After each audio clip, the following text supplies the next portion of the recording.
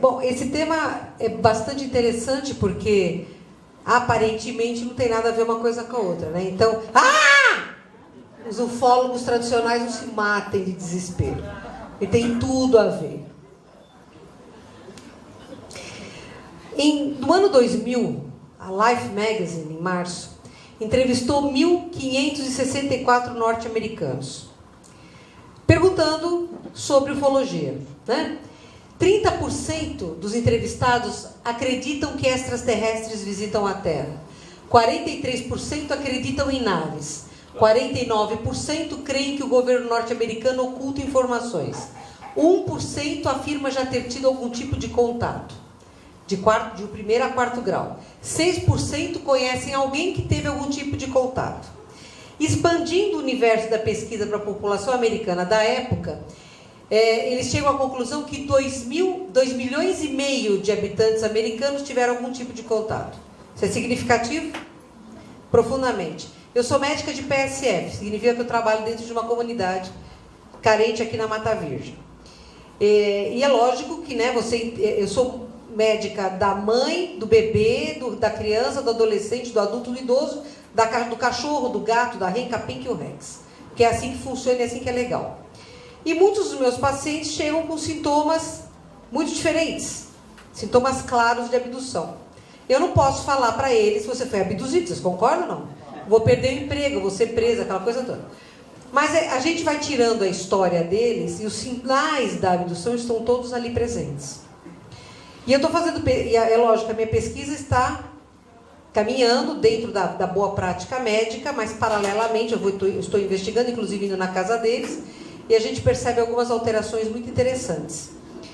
E podem ter certeza de uma coisa, o que é mais interessante ainda, o meu universo de pacientes é praticamente só de evangélicos. E a maioria acredita na possibilidade de vida extraterrestre, mas a maioria também já viu naves. Pontinho no céu, aquela luzinha. Então tem alguma coisa muito real acontecendo no mundo, né? E a gente precisa prestar atenção nisso.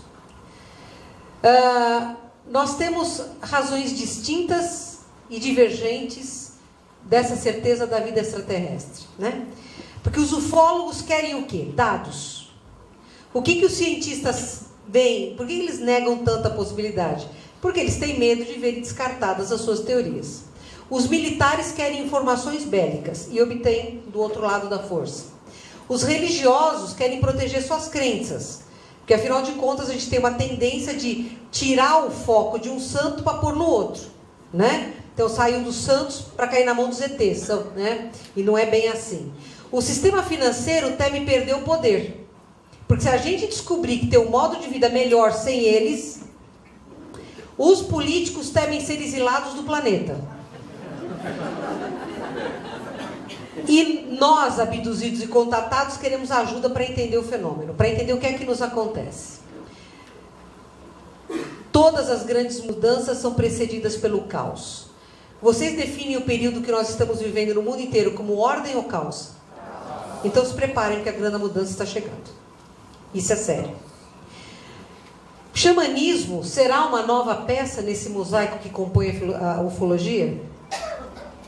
Claro. Não é o que a gente vai tentar provar. Então, o que é xamanismo? O xamanismo é uma religião, entre aspas, porque não é religião, mas é uma forma de crença que reconecta o homem ao planeta. E reconecta o homem a ele mesmo. E mais, reconecta o homem a todos os seres que estão na Terra. Isso é bom? Bárbaro, eu também acho. O Joey Mack também achava, porque agora, infelizmente, ele já partiu para o plano espiritual. O John foi um psiquiatra de Harvard, para quem não o conhece, que fez um enorme avanço na compreensão da abdução através dos seus estudos. Quase perdeu o direito de clinicar, foi chamado de louco, quase foi mandado embora de Harvard, mas no final das contas prevaleceu. E ele criou com outras pessoas o PEER, Programa de Pesquisas para Experiências Extraordinárias. Sabe o que ele pesquisava lá? Abduzido, contatado, xamã e paranormal. Abduzido, contatado, xamã e paranormal. No ano 2000 ele lançou um dos últimos livros dele, Passaporte para o Cosmos, onde ele tem um capítulo inteiro e largo falando sobre xamãs, símbolos e arquétipos. que é que faz xamanismo no livro de ufologia do Johnny Mack? Ele encontrou no trabalho dele similaridades interessantes entre as vivências de iniciações xamânicas e os relatos dos abduzidos. E esse foi meu ponto de partida, quando o Gevaer pediu para escrever esse artigo. Eu descobri esse livro, graças a Deus consegui comprar um pela Amazon, claro. E boa parte da pesquisa, eu comecei com o John, mas aí expandiu, né? Nós temos, por exemplo, o Bill Shaker, esse ufólogo australiano, e olha, é bárbaro ser ufólogo na Austrália estudar xamanismo, porque lá tem muito. O estudo dele encontrou quase 90% de pontos de congruência entre experiências de vivências xamânicas e relato dos abduzidos e contatados.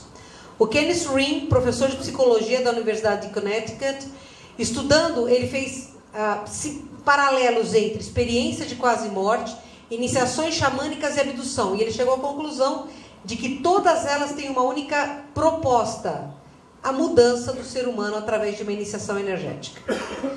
O Thomas Buller, frequentador do contato extraterrestre e alienígenas do passado, folclorista norte-americano, fez um estudo de abduzidos em 17 países do mundo. E ele descobriu que, não importando qual é o país, o estado social, a raça, o estado matrimonial ou não, a crença religiosa, todos os abduzidos têm o mesmo perfil e relatam basicamente as mesmas experiências. E ele é só mais um que diz que a imagem espelho que ocorre no xamanismo, quer dizer, você dá projeção para o astral, o abduzido também tem, né? E isso é interessante, a gente já vai discutir por quê. O xamanismo, em estudos antropológicos mundiais, ele é relatado como se ele tivesse 40 mil anos. O mais antigo relato parte da Sibéria. Então, teoricamente, pelo que a gente sabe, pelos estudos de antropólogos do mundo inteiro, o xamanismo começou na Sibéria.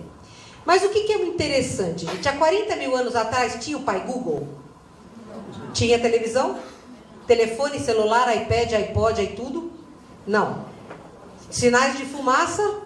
Não. Tá, há 40 mil anos, o xamanismo se estendeu pela face da terra. Índios norte-americanos, índios centro-americanos, índios sul-americanos, Alasca, Nova Zelândia, Austrália, África, com rituais diferentes de acordo com a região, mas as mesmas crenças, os mesmos símbolos e os mesmos instrumentos. Tambor, chocalho, incenso, fogo, trabalhar com os elementos, tá? Como é que a gente consegue ter há 40 mil anos, sem nenhum meio de comunicação, uma expansão tão larga? Eu tentei explicar isso, né, através do campo morfogenético que foi descrito pelo Rupert Sheldrake, que fez doutorado de biologia em Cambridge. O que o Rupert diz? Que cada espécie tem um padrão atômico próprio e peculiar a ela, e que esse padrão corresponde ao nosso modo de comportamento, tá? Então a gente é como ter um campo de ressonância. Tem aquele famoso experimento do macaco lá da batata. Vocês lembram disso? Tá. Então o experimento não foi bem o macaco, foi um coco. Eles ficavam tentando tomar água do coco. Aí um dia uma macaca, porque eu tenho certeza que foi uma fêmea, pegou uma pedra e quebrou o coco. Ela tomou a água e comeu o coco. Quando o 100º macaco, quer dizer, massa crítica, quando a massa crítica da tribo dela foi atingida e todos os macacos daquela tribo aprenderam a quebrar o coco para comer e tomar água, simultaneamente uma outra tribo que estava sendo pesquisada da mesma espécie de macacos, numa outra ilha, passou a fazer a mesma coisa, como se eles tivessem descoberto isso. Vamos sair do experimento e vamos vir para a cidade grande. Tem árvore suficiente? Não, a gente acabou com elas. Mas tem o sinaleiro, não tem? O poste do farol? O poste do farol é vazado. Sabe onde os passarinhos estão fazendo ninho? Dentro do sinaleiro. Das duas, uma. Ou um pardal chega a ponto e fala, pipipi, o poste sinaleiro, pipipi, ou existe uma massa crítica atingida, você usa. As cegonhas lá em La Mancha, na Espanha, acabaram com as florestas. Elas não têm dúvida nenhuma, elas estão fazendo ninho nos campanários. Ué, mas você não tem que ter medo de campanário? Claro, o sino bate, a criança morre, né? Coitadinha lá, o ovinho fica batendo, pulando.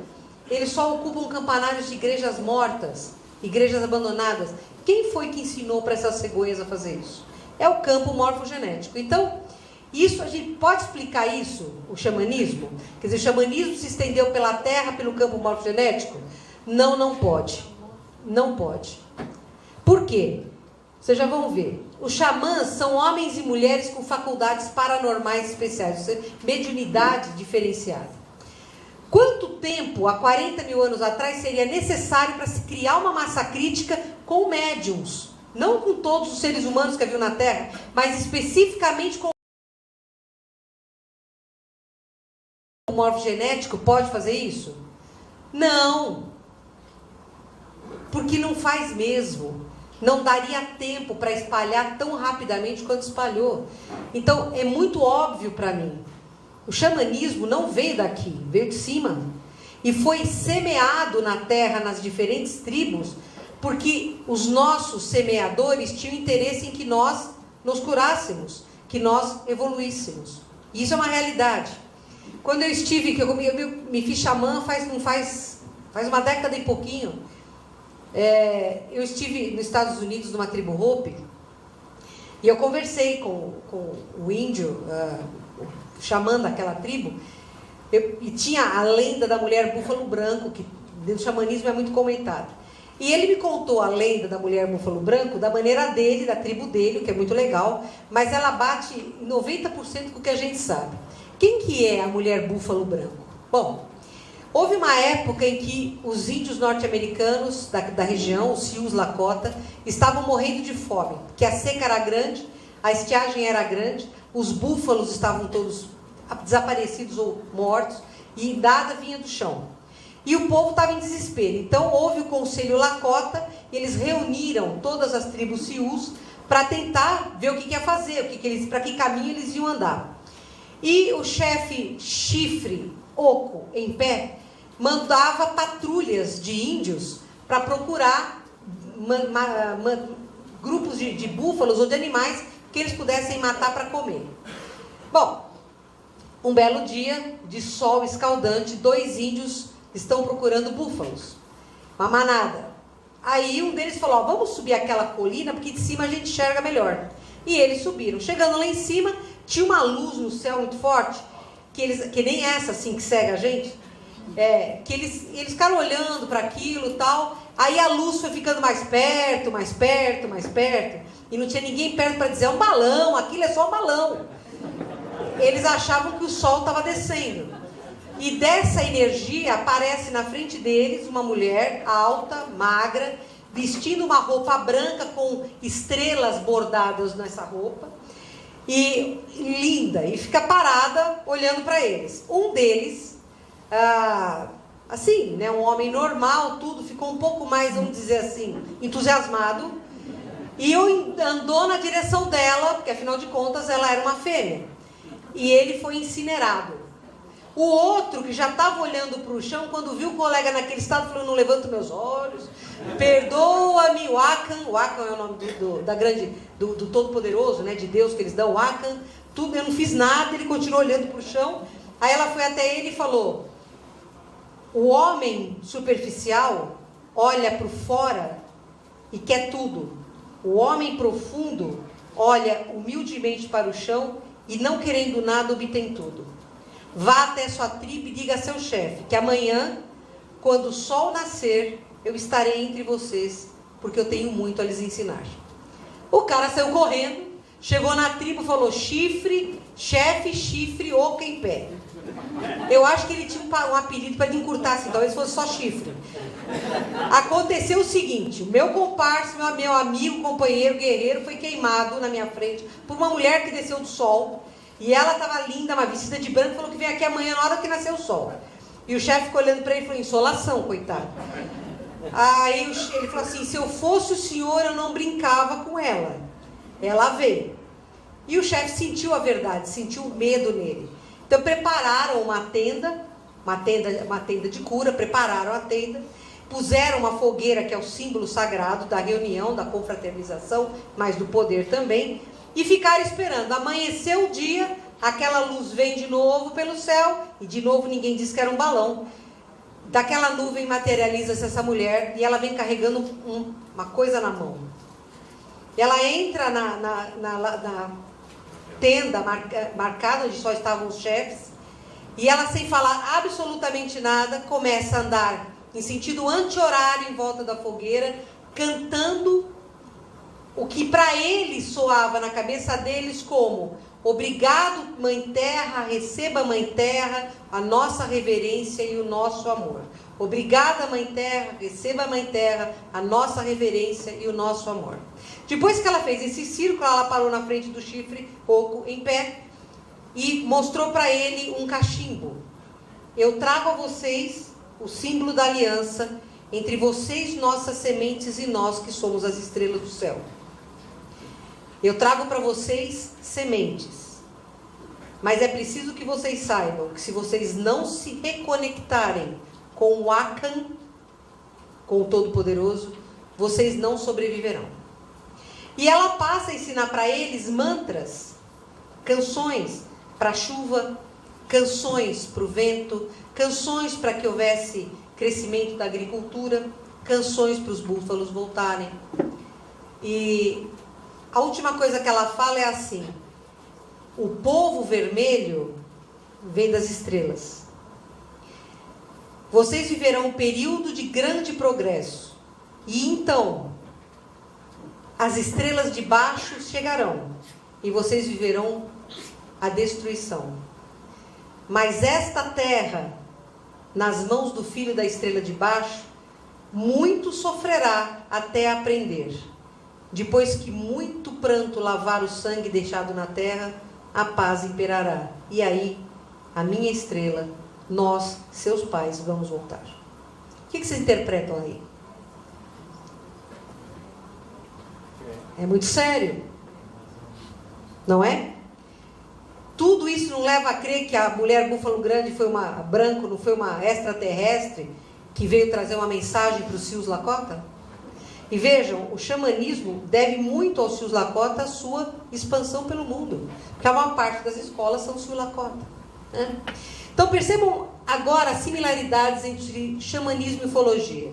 Foi o ressurgimento. Quando é que a ufologia toma força? Depois da Segunda Guerra Mundial, como a Margarete falou, em que o medo, toda aquela devastação, aquele horror que foi a Segunda Guerra Mundial e o risco de uma guerra nuclear, fez com que nós buscássemos heróis novos. Foi o Flash Gordon, o National Kid, o Ultraman, Super-Homem, não é? Nós buscamos heróis extraterrestres. Como Jung disse, as naves sempre estiveram no céu, é que a gente não via. Isso é real, porque se vocês lembrarem quando Pizarro chegou aqui, Colombo chegou aqui, os índios olhavam para o mar e não viam as caravelas. Um índio viu e começou a ficar desesperado, olha lá, e ninguém via. E ele começou a bater na testa de todo mundo, olha lá, tem algo mais, tem algo mais. E foi quando, eles não conheciam o que era caravela, eles não viam. Você pode ter certeza, olhando para o céu, muitas vezes a gente tem naves, a gente não vê. Porque a gente, sabe, não está no quantum ainda. Então, a ufologia renasce após a Segunda Guerra Mundial com o advento dos abduzidos, que começa a difundir não só os avistamentos, mas sim os abduzidos e os contatados. E o xamanismo renasce a partir dos anos 80 com o xamanismo urbano. Hoje, nos grandes centros, você tem um monte de gente estudando xamanismo e trabalhando com práticas xamânicas. Então, os dois renascem na era moderna da humanidade. Porque existe uma falência das crenças. Nós não acreditamos mais nas instituições que nós somos convidados a acreditar desde que nós éramos criancinhas. As raízes do xamanismo, né? Tribos indígenas do mundo inteiro creem na sua origem extraterrestre. Vocês sabiam disso? Os hindus, os chineses, estão vendo as naves, não? E o dragão? Os cariri chocós do Brasil, que falam claramente que são filhos das estrelas. Os uros do lago Titicaca, onde a gente teve, que sabem, e dizem que são filhos das estrelas, não é, minhas companheiras de Titicaca? os aborígenes da Austrália, que inclusive dizem que são os guardiões do equilíbrio da Terra, e são mesmo, porque lá tem vórtices importantíssimos, um dos principais chakras planetários está lá.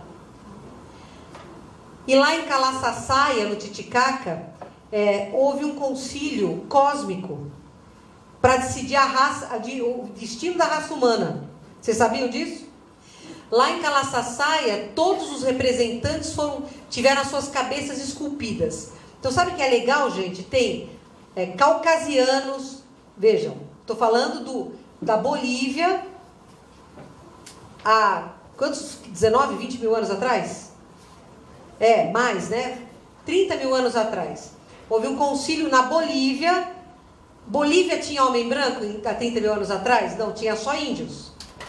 Nós temos aqui cabeças de caucasianos, de negros, de índios, de orientais amarelos, de greys, de dragões, de ofídeos.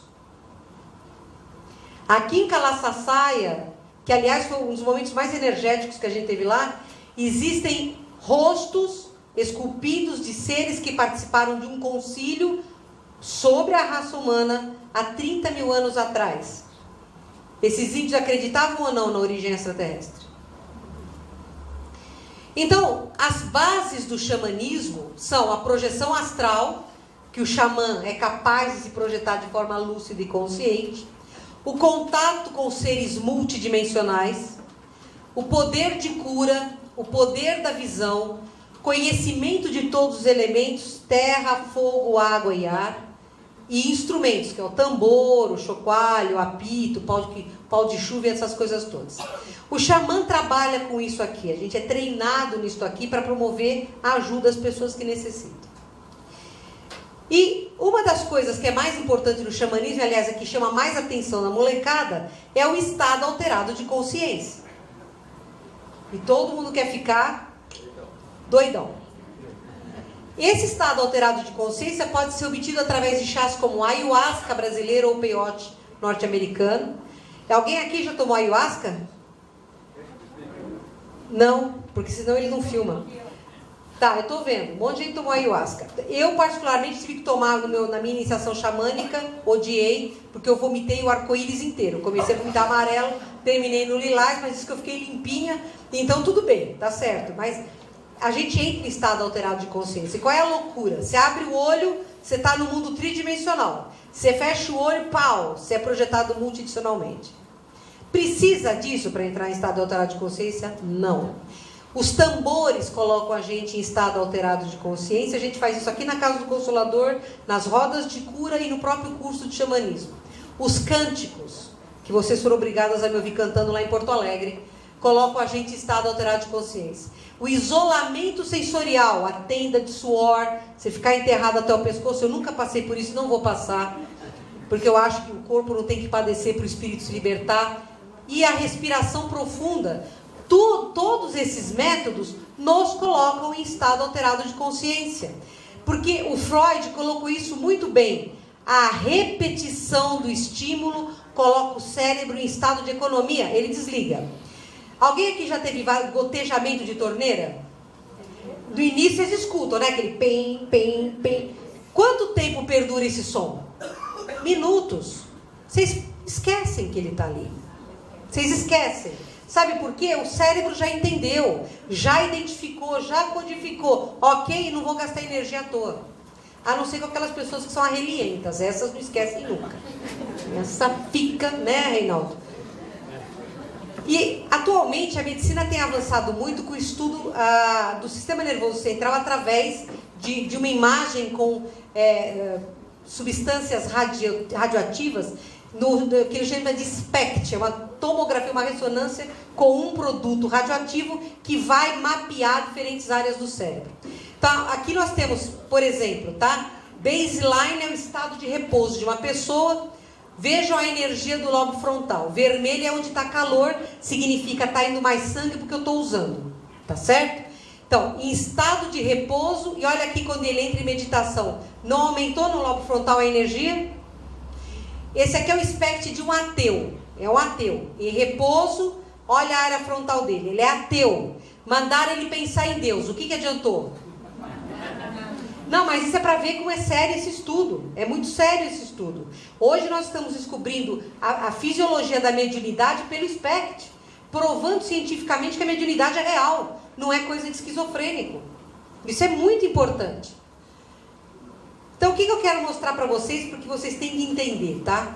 Em 2003, o meu primeiro contato com a Sheliana lá em casa, a Sheliana é o ser das Pleiades que trabalha conosco aqui desde 2003. Essa aqui é a glândula pineal no cérebro, tá? Esse aqui é o nosso cérebro lindo, maravilhoso, cerebelo e tal. A glândula pineal, ela é o terceiro olho. É ela que conecta a gente aos mundos multidimensionais. Num estudo extraordinário, Sérgio Felipe provou, o Dr. Sérgio Felipe, que nós temos na pineal pedrinhas que são cristais de apatita. Quando a Sheliana falou para mim que eu não podia tomar Coca-Cola, porque eu ia perturbar os meus cristais de apatita da pineal, eu falei, meu Deus, eu estou com pedra na cabeça. Porque eu não conhecia o estudo, nem o Sérgio Felipe conhecia o estudo dele ainda. Mas o que a gente tem que entender a respeito disso? Percebam, eu desenhei 4 cristais de apatita, tá? Quando a gente recebe um estímulo energético, esse estímulo vem grandão e bate no primeiro cristal de apatita, segundo, terceiro, quarto, vai reverberando. Vocês estão vendo que está diminuindo a energia? Até que ele fica numa energia que cabe na inteligibilidade do nosso lobo frontal. A energia que chegou gordinha vai sendo diluída até que esteja no nosso padrão vibratório de compreensão, tá? E aí o lobo frontal compreende e conecta. O que é importante aqui é vocês verem o seguinte, essa é a pineal, certo? Este é o sistema límbico, que tem esse desenho aqui. O sistema límbico é o que mais interessa os extraterrestres em relação ao nosso corpo físico, além das nossas gônadas, ovários e espermatozoides. Sistema límbico, ovários e espermatozoides. É o que mais interessa nesse estudo, nesse trabalho que eles estão fazendo para produzir a nova raça humana. Nós, abduzidos e contatados, somos voluntários nesse trabalho da produção da nova raça humana. E olha que interessante. O sistema límbico é o centro das nossas emoções. O sistema límbico é onde as nossas emoções da alma se materializam através do corpo físico, porque substâncias chamadas neurotransmissores são sintetizadas e elas, passando de neurônio para neurônio, transmitem o nosso sentimento. Por exemplo, agora tem pessoas falando, meu Deus, eu vim aqui falar de ufologia e aquela maluca está me falando da glândula pineal. Ou outras dizendo, caramba, sistema límbico, eu tenho isso dentro de mim. Mas é uma realidade. Agora, percebam bem, esse é o olho de Horus. O olho de Horus é simplesmente o sistema límbico.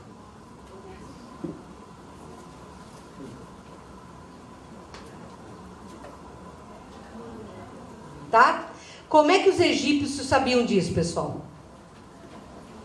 Como é que os egípcios sabiam da existência do sistema límbico? E chamando de olho de Horus. O que é o olho de Horus? A multiconexão, a conexão multidimensional. Né? Então, esse conhecimento não é só nosso, é claramente nós estamos sendo levados ao conhecimento há muito tempo. Quando a gente entra em estado alterado de consciência, eu estou batendo muito em estado alterado de consciência por causa do xamanismo, por causa das abduções. O que eles visam? Adormecer o nosso lobo pré-frontal. Porque adormecendo o nosso lobo pré-frontal, a gente se desconecta da terceira dimensão, se desconecta da materialidade da vida. E a gente expande a nossa consciência e está do outro lado. Então percebam, esse estado de sono, ele é totalmente dependente da melatonina e dos neurotransmissores. Sabe quem produz melatonina? A glândula pineal. Da glândula pineal, que é o terceiro olho esotérico, a gente sabe quimicamente ela produz a melatonina, que faz a gente entrar em onda alfa, dormir e desdobrar, tá? Todos os estados desses ativam o hemisfério direito do nosso cérebro, porque o esquerdo é tridimensional, operacional, matemático, linguístico. O direito é criativo, intuitivo e espiritual. Por que vocês acham que nós só trabalhamos o lado esquerdo do cérebro na escola? Por que vocês acham que a gente é ensinado a matemática 1 mais 1 dá 2? e tem que escrever e tal, e nada de criatividade é usado na escola. Porque eles querem desenvolver este lado, a fim de nos manter reféns deles. Se desenvolvessem este lado, a nossa intuição estaria estelar hoje, e a gente não seria escravo de nenhum senhor. Com a ativação do hemisfério direito e com a inativação do pré-frontal, nós temos uma perda de referência de espaço e tempo. Não é isso que acontece na abdução? Você não tem desorientação espaço-tempo? Predomínios de ondas alfa. Aquele moço que está quase dormindo ali, ele está com predomínio de onda alfa. A onda alfa é aquele soninho gostoso. Sabe aquele soninho que você está entrando soninho? Esse é o momento máximo de atenção espiritual que nós temos. Hoje, a raça humana já deveria ter seu cérebro predominantemente em onda alfa. E nós continuamos em onda beta, que é a onda da terceira dimensão, a onda da matéria. Porque nós estamos profundamente atrasados na evolução moral. E quando nós entramos na onda alfa, nós temos um estado vibratório mais rápido. Bem mais rápido. Tudo isso não favorece o espírito? Tá, tudo isso acontece na abdução. Jacques Vallée e a Jane Handels observaram que os contatados abduzidos entravam muito facilmente em estado alterado de consciência. E isso é real. A Gilda Moura me colocou em estado de hipnose profunda em menos de 5 segundos. Ela estava no hotel aqui atrás de Congonhas, e ela falou para mim assim, né, feche seus olhos, respire, blé, blé, e eu lá, ela falou, você só vai ouvir minha voz, e passou o avião. Eu falei, tá, que eu vou só ouvir sua voz. 5 segundos depois, eu nem sabia que tinha avião. Porque todo abduzido entra em estado de alterado de consciência com muita facilidade, porque os extraterrestres nos induzem, por biofeedback, a isso. É muito fácil a gente desdobrar, é muito fácil a gente entrar em hipnose, porque é isso que eles fazem com a gente quando levam para a nave. Então, o nosso cérebro responde muito automaticamente. É muito rápida a liberação do neurotransmissor, que faz com que a gente entre em estado alterado de consciência. Mas olha que legal, os xamãs também têm isso. O xamã entra rapidamente em onda alfa, rapidamente em estado alterado de consciência. A Gilda Moura, que é minha ídola, fez um estudo com os pesquisadores da Universidade de Wisconsin sobre abduzidos e pessoas sob a ação do Santo Daime. O Santo Daime é uma variação discreta do ayahuasca, tá? Mas veja bem, o ayahuasca não é um negócio para você tomar que nem cafezinho. E o daimista toma que nem cafezinho, né? E o que ela descobriu nesse estudo? Ondas anômalas dos lobos frontais. Sabe eletroencefalograma? Os abduzidos e os daimistas tinham essas mesmas ondas no lobo frontal. As mesmas ondas que foram encontradas pelo Instituto Monroe em xamãs. As mesmas ondas. Xamãs e abduzidos, as mesmas ondas. E o que é mais interessante? Ondas superiores a 60 Hz. A Gilda me falou que ela chegou a encontrar ondas de 232 Hz. É muito rápido. Sabe qual é a nossa onda máxima? 42 Hz. O abduzido tem de 60 para 200, 250. E o xamã? De 60 para 250. Então é claro que há uma correlação biológica entre o processo pelo qual passa o abduzido e o contatado e o processo iniciático dos xamãs. E a gente vai estudar as congruências, né? O que todo abduzido pergunta? Por que eu? Porque, francamente, povo, eu não conheço ninguém que diga, oba, eu fui abduzido. Porque é uma experiência traumática mesmo, tá? Não pela dor que causa, mas pela quebra de paradigmas, pela mudança da vida que a gente sofre. E os jovens da tribo escolhidos para ser xamãs também perguntam, por que eu? Aqui na casa, quando eu fiz xamanismo, eu escolhi alguns trabalhadores para serem o segundo grupo, né? E o Celso e a Shirlene ficaram indignados. Eu falei, tudo bem, vocês podem não fazer xamanismo, vocês saem da casa. Então eles foram de livre espancada à vontade de ser xamãs. A Shirlene é a melhor xamã que eu conheço. Ela é infinitamente melhor que eu como xamã. É uma grande xamã, que faz uma leitura de vidas passadas com uma facilidade extraordinária. O trabalho dela, junto com o da Margarete Psicanálise, tem curado um número enorme de pessoas vítimas de síndrome do pânico, depressão, angústia, né? Mas ela perguntou, por que você me odeia? Tá aí, uma grande xamã. Mas a resposta é clara, e eles dizem, você tem o DNA certo, porque realmente o contato é DNA dependente. Né? Porque existe, claro, uma dificuldade muito grande das pessoas compreenderem que nós não somos vítimas do processo, nós somos voluntários no processo da formação da nova raça humana, porque nós temos um débito enorme para com este planeta, esse povo. Então nós topamos fazer parte desse processo todo, porque nós temos a consciência de que nós devemos. Por isso que eu digo que o abduzido, o contatado e o xamã não são seres melhores que os demais, são servidores dos demais. Nós devemos servir aos demais, para que os demais alcancem a paz e a possibilidade evolutiva. Porque de alguma forma nós tiramos essa possibilidade em algum momento. Então nenhum abduzido é vítima, não. Pelo contrário, a abdução nos dá uma grande vantagem no crédito, para que a gente possa saldar as nossas dívidas coletivas. Então o negócio está aqui, ó, no DNA. Aí fala a verdade, eles não são lindinhos? Gente, pois é, são os amiguinhos. E nós sabemos que é DNA dependente, sim, pelas pesquisas que nós fazemos das abduções, que numa família você tem várias. Na minha família, meu avô foi abduzido, minha mãe foi abduzida e eu sou abduzida. Como eu não tenho descendência, a linhagem termina em mim. A paranormalidade é determinada pelo DNA, não é? A mediunidade. A Margarete acabou de falar para vocês de epigenética, a gente sabe disso. Todos nós temos o DNA raiz similar. Por que similar? Porque nós estamos na raça humana, ok? Então ele é similar, mas ele é único. No universo inteiro não tem ninguém com DNA idêntico ao meu, graças a Deus. Porque o universo não ia suportar. O que significa? Por que que ninguém tem um DNA idêntico? Porque ninguém fez as mesmas escolhas, na mesma sequência, na mesma hora. Por isso que o nosso DNA é único. E o que significa esse DNA único? Para cada manifestação que eu tenho física, eu venho com uma carga de genes ativos e uma carga de genes inativos. A mediunidade é um grupo de genes ativos que atuam na nossa pineal, no nosso sistema límbico, propiciando a manifestação da mediunidade. Quer seja como médium, quer seja como xamã, quer seja como curador. Compreendem? Tá. A mesma coisa se dá para os abduzidos. No nosso DNA, que a Sheliana diz que o nosso DNA ele tem um som típico e único, quer dizer, a frequência é típica e única, e eles acham a gente por essa música pessoal, que inclusive ela trabalha com a Margarete, lendo o mantra individual de cada um, que é essa sequência, né?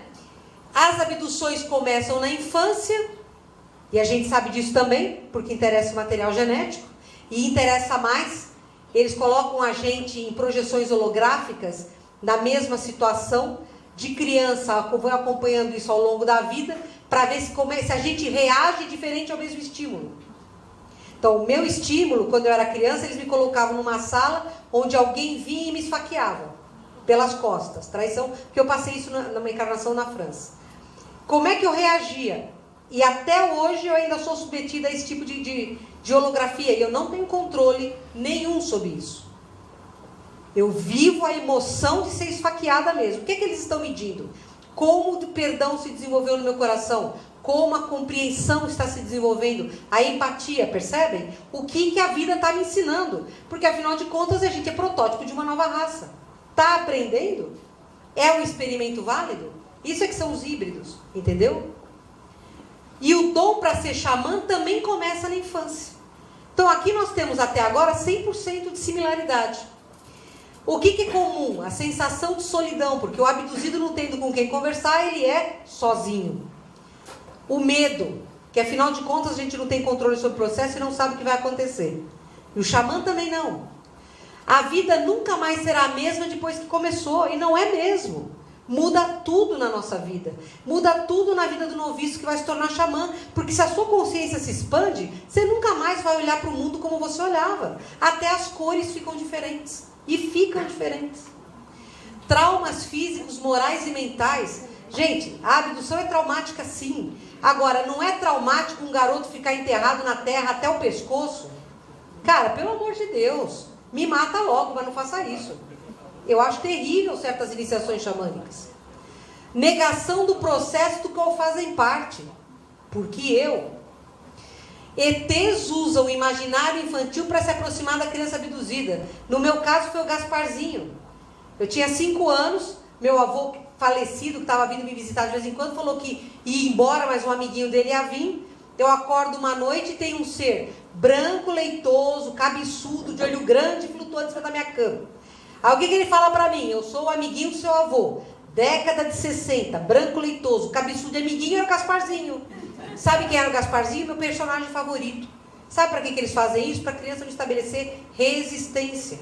Nós temos uma moça que chegou aqui na casa, uma trabalhadora hoje, como abduzida, desesperada.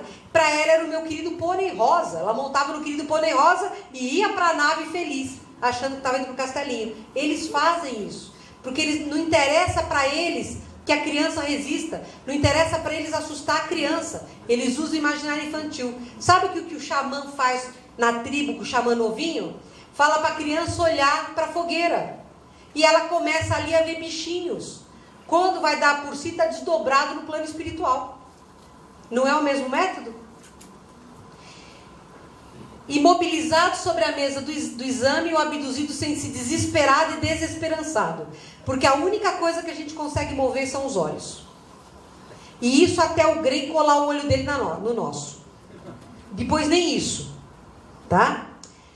Mas percebam, sob a ação do ayahuasca, do tambor, o noviço xamânico projeta-se e vai para onde a sua afinidade o leva, sem controlar a viagem. Também não dá medo? E qualquer um que já fez viagem xamânica conosco aqui sabe que é isso mesmo. Quando você entra em estado alterado de consciência, você vai para onde você precisa, para ver o que você precisa para se curar. Você não dirige o processo. Não é assim, eu preciso entender por que a minha mãe me odeia. Então eu vou lá para o momento do parto. Entendeu? Não é. Você desdobra e vai para onde você tem que ir mesmo. A gente não tem controle sobre o processo. À medida que o abduzido aceita o processo, ele passa a ser mais respeitado em suas vontades. E isso é muito importante, tá? Outro dia tinha 2 greys na minha casa, eu falei, hoje não, que eu tô com enxaqueca. Eles não me abduziram, eles não me levaram para nada. Eles me respeitaram. Por quê? Porque eu aceito na boa o negócio hoje. Mas quando você briga, você é criança e criança é retratada de uma forma de cima para baixo. O xamã experiente projeta-se e vai aonde quer e precisa ir. Ele não aceitou o processo? Ele aceitou ser xamã, ele permitiu que as iniciações nele acontecessem. A partir do momento em que ele aceita, ele domina. Então ele é respeitado. Vencido o medo, tornam-se abduzidos e noviços aliados no processo. E aí está o X da questão. É quando o abduzido se torna contatado. Ele deixa, ele não briga mais. Eu entendi, vamos embora. Hoje é dia, tá. E o xamã também. É assim que se adquire o poder. A crença do abduzido é fundamental para a compreensão do processo. Porque muita gente que não acredita em vida extraterrestre descreve que é abduzido por demônios, por Satanás. Né? E quando eu falei na minha família que eu estava aqui, uns anãozinhos cinzas, anão não, porque eles eram um pouquinho maiores do que eu, mas estavam me pegando para levar para a nave, me levaram para a Federação Espírita para fazer desobsessão, e com certeza eram Exus mirins que estavam me pegando, não greys, né? Então naquilo que você acredita é muito importante. O descrer de existências tridimensionais dificulta a compreensão do ocorrido. Porque alguém que é puramente materialista jamais vai entender um processo de contato multidimensional, né? As crenças do abduzido não são relevantes para os extraterrestres. Eles não perguntam a religião. Acabei de dizer para vocês, a maioria dos meus pacientes abduzidos é evangélico. E são pessoas de enorme fé. Porque poucas religiões desenvolvem a fé como o evangelismo desenvolve. Ou é tão útil no tratamento de drogados e viciados e alcoólatras como o evangelismo é. A gente tem que reconhecer a grande utilidade. Mas vocês concordam que fica mais difícil para você embalar na coisa? A cultura tribal alia-se ao noviço fortalecendo. Agora, se você é um índiozinho rebelde, como é que fica? Né? A descrença dificulta o seu aprendizado. Então, o que não vem pelo amor, vai pela dor. Né? Os abduzidos desenvolvem a paranormalidade de modo ostensiva. Todo abduzido tem mediunidade, a grande maioria tem mediunidade de cura. Porque é isso que é desenvolvido por causa da Kundalini, como a Margarete explicou. As iniciações xamânicas desenvolvem todas as paranormalidades latentes. Né? A minha mediunidade, eu devo grande parte do que ela é realmente às abduções que eu sofri. Abduzidos e xamãs têm a mediunidade de cura. A mão é quente mesmo, é uma mão azul de cura. Alguns têm mão verde de cura. Né? Os abduzidos são instruídos sobre a necessidade de se preservar o planeta. Lembra que a Miriam falou isso ontem? Isso é real. Você pega uma paixão... Que, gente, vou dizer um negócio para vocês. Ver a Terra lá de cima é uma visão inesquecível. Você vê este planeta do outro lado, não maquiado, mas do jeito que ele é mesmo, é uma visão inesquecível, porque ela é linda, linda. Esse planeta é uma flor única no universo de Deus. Ele é lindo.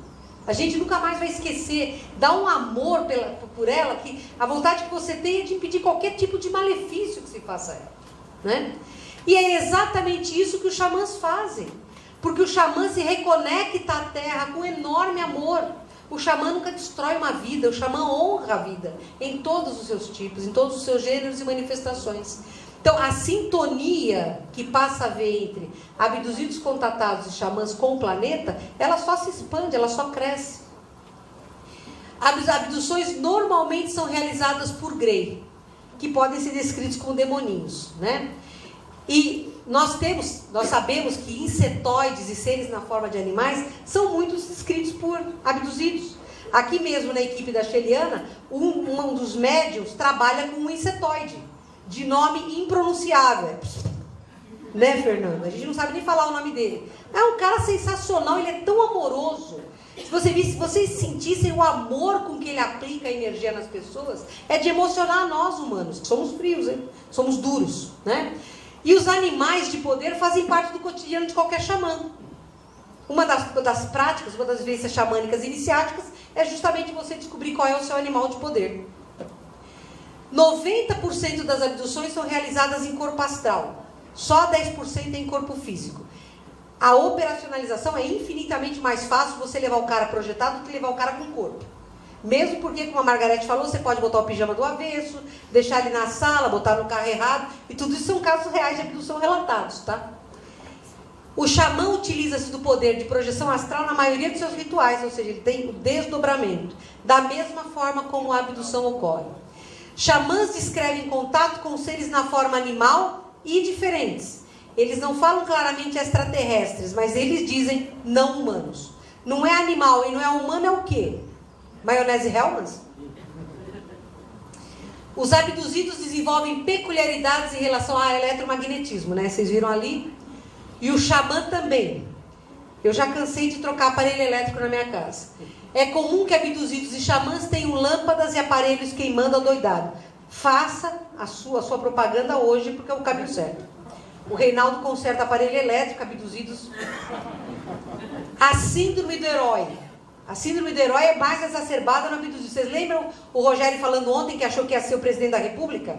Eu achava que ia ser a mulher biônica, que ia resolver todos os problemas do mundo. Porque você tem tanto conhecimento, você fala, cara, eu tenho... É claro que isso está sendo me dado, porque eu vou ser um exponencial, vou salvar o planeta. Essa é a síndrome do herói, que todo mundo passa. Depois a gente cai na real.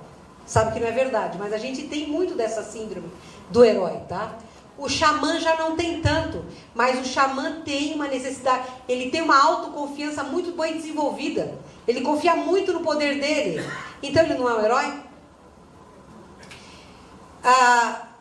Tanto xamãs quanto abduzidos e contatados são autocentrados. Você pode estar rindo para o mundo, mas dentro de você está fechado. E é assim que a gente faz para se proteger. Todos os dois têm premonições e visões catastróficas, porque para nós abduzidos são mostrados futuros prováveis da Terra, sim. E podem ter certeza, da mesma forma como a Miriam relatou ontem, eu nunca me esqueci da forma como o mundo é destruído que o Gasparzinho me mostrou. Eu tinha 5 anos, e ele falou para mim, você não vai esquecer, e eu não esqueci mesmo. Eu tenho essas imagens vivas na minha mente, os gritos vivos no meu ouvido, do desespero que eu vi a humanidade. Por isso que nós temos que fazer tudo para que a humanidade desperte.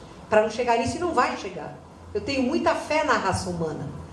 Afinal de contas, a gente está parte dela, né?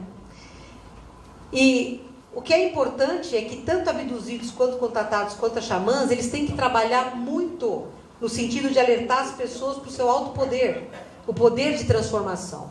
As iniciações xamânicas implicam um difícil caminho de autodescoberta. A autodescoberta é morte e renascimento. E a abdução também é morte e renascimento. Uma vez perguntaram para mim como é o caminho de evolução, e eu perguntei para a Sheliana como é que você responderia isso. E ela falou, autoconhecimento, são 3 coisas. Autoconhecimento, conhecimento e prática do bem. Tudo que você precisa é isso. Não é o que o xamã faz? Ele tem que saber quem ele é para dominar o seu poder, tem que ter o conhecimento do meio para poder trabalhar com essas energias, e ele tem que praticar o bem, senão ele vai ficar refém daqueles seres fantasmagóricos que ele vê. As abduções modificam de modo sensível o abduzido com o renascimento de um ser mais voltado para o todo, ou surtado de vez. E veja, nós não somos vítimas, eu repito, nós somos voluntários. Eu fui abduzida dos 5 aos 16 anos. Dos 13 anos em diante, apagou isso da minha mente, eu não lembro mais nada. Em 2003, a Sheliana se materializou na minha casa, porque meus bichos viram. A tia Sema, que me criou e vivia comigo na época, via, agora ela já está morando lá no plano espiritual. Ela se materializou fisicamente. A gente tem esse contato, é real, não é uma coisa ilusória, não. Né? Aqui eles veem projeção astral porque é mais simples. Mas eles já se manifestaram fisicamente aqui dentro também. Porque em 2003 todo mundo achou que eu tinha enlouquecido. Então eles tinham que mostrar que eles eram a realidade. E mostraram. Nós somos voluntários porque nós temos este compromisso com a nova Terra e a nova raça humana. E eu considero isso uma dádiva. Eu não considero isso um castigo. Quanto mais facilmente nós aceitarmos o processo, mais rapidamente termina o sofrimento moral. Aquele negócio de eu sou vítima, tadinho de mim, ai, coitadinho, meu pé está doendo, espetaram uma agulhinha na minha barriguinha.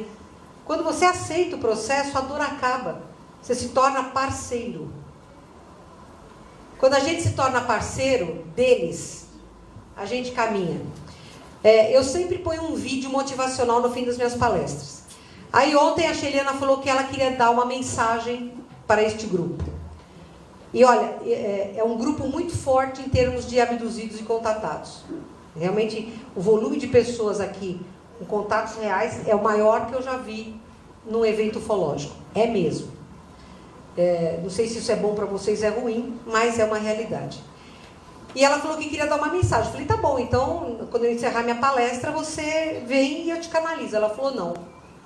Eu vou gravar, porque eu preciso que você esteja totalmente ausente da minha mensagem. Então, a Margarete ouviu, porque foi a Margarete que esteve lá, e eu também não tenho conteúdo, eu tenho 1 ou 2 palavras só que eu me lembro, mas eu queria que vocês ouvissem a mensagem dela, porque é a mensagem da Confederação para nós, humanidade terrestre.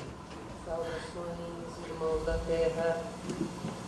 Vocês estão atravessando um período muito difícil para suas aspirações evolutivas. Todos vocês ambicionam a paz, mas colocam esta paz em termos apenas tridimensionais, esquecendo na maior parte do tempo que são seres multidimensionais. Para que a paz possa ser atingida, é preciso grande revolução interior em todos vocês, humanos da Terra. Vocês precisam despertar da ilusão de que vivem apenas e tão somente por um curto período de tempo. A eternidade que vocês não costumam contemplar em seus desejos é a que deve ser a meta existencial de todos, porque se assim não for, vocês estarão sempre apenas cumprindo estágios curtos e, na maior parte das vezes, sem frutos altamente positivos. Se, por um lado, vocês ainda são vistos por nós, raças universais, como hostis e primitivos, são igualmente vistos como raça de potencial ilimitado para a criação do que é correto em termos éticos. Vocês precisam começar a prestar atenção ao sofrimento dos seres que os cercam, porque o planeta está chegando ao seu limite energético. É verdade que vocês sofrem hoje com notícias sobre ações do mal, e estas notícias crescem tanto que vocês parece o mal estar vencendo em todas as áreas. Isto não poderia ser mais enganoso. O bem está crescendo e o despertar da consciência para a necessidade do outro e de outras espécies cresce ainda mais rapidamente do que o desejo para o mal. É verdade que um influxo grande de espíritos de menor hierarquia espiritual encarnou nos últimos 20 e 30 anos no meio de sua raça, mas também é verdade que um volumoso número de espíritos superiores a vocês atuais também está encarnando em sua raça, notadamente nos últimos 15 anos. Se olharmos de fora para dentro da Terra, que é como nós fazemos, podemos ver que o bem é uma força que cresce numa velocidade superior ao mal. São duas frentes, são duas raças que coabitam na mesma nave chamada Terra. Vencerá a raça que primeiro compreender que a fraternidade deve ser extensiva a todos. É preciso que vocês despertem para uma regra básica universal. Se vocês pretendem atingir a paz, a felicidade e a libertação dos seus medos, primeiro exercitem o autoconhecimento. Sem este, continuarão a ser folhas ao vento. Segundo, aprendam tudo o que puderem, que for lúcido, esclarecido e verdadeiro. Terceiro, pratiquem o bem. Unindo estas três ferramentas, vocês estarão muito mais próximos do contato conosco. Todos os esforços da Confederação estão sendo feitos para, respeitando a diretriz que impede a nossa intervenção, estejamos a cada dia mais próximos e envolvidos com vocês neste período de transição que compreendemos ser bastante rude e difícil. Claramente estaremos cada vez mais em contato e este contato será ostensivo. Se é verdade que somos ligados a vocês pelo DNA, se é verdade que contatamos e abduzimos seres que se comprometeram com o projeto Nova Raça Humana e estes têm o DNA moldado para tal, também é verdade que todos da raça humana são semeadura estelar. Também é verdade que todos da raça humana são seres de outros planetas que vieram estagiar nisto que é chamado por alguns de escola. Vocês são nossos irmãos, não nossos filhos nem nossos dependentes, mas seres a serem respeitados e apoiados no verdadeiro propósito da evolução universal. O universo ganha com a diferença entre a vitória do bem e a derrota do mal. Vocês têm todo o poder, vocês têm todas as condições e, sobretudo, têm que ter consciência de que têm o potencial evolutivo ilimitado. Vocês não podem mais trafegar pela vida como se esta fosse uma única passagem, como se tudo ligado à matéria fosse o mais importante. Vocês precisam começar a alçar voos mais altos, liberar a sua mente das ilusões da matéria e o seu coração das mentiras dos sentimentos pequenos. Nós estamos prontos para acolhê-los de volta à família universal. Nós sabemos que vocês desejam o contato em massa. Este acontecerá em pequenas proporções, até que a raça esteja pronta. Contudo, tenham certeza de que o planeta será preservado, porque a vida que aqui existe vai muito além da raça humana. Vocês podem contar com o nosso apoio, mas queremos que vocês contem, sobretudo, com a sua consciência cósmica desperta. O conhecimento não pode ficar engavetado em sua mente, ele tem que ser aplicado no seu cotidiano. Nós, da Confederação, queremos estar cada dia mais com vocês, porque isto implica na limpeza de uma erradicação doente que foi a raça humana construída há milênios atrás. Esta nova raça que já se inicia e que vocês estão sendo criadores e que vocês poderão fazer parte é a salvação do planeta Terra, mas também o crescimento desta galáxia. Por isso, tenham a certeza de que a cada dia mais seres humanos se lembrarão de contato conosco, mais coisas serão trazidas à superfície do conhecimento e mais a nossa presença será notada. Nós estamos aqui para apoiá-los, não para resolver seus problemas. Nós estamos aqui para ajudá-los, mas não para sermos paternos com vocês. Nós os respeitamos demais para isto. Confiem, confiem e confiem em seu potencial e creiam que a fonte criadora está para todos da mesma forma. Saudações.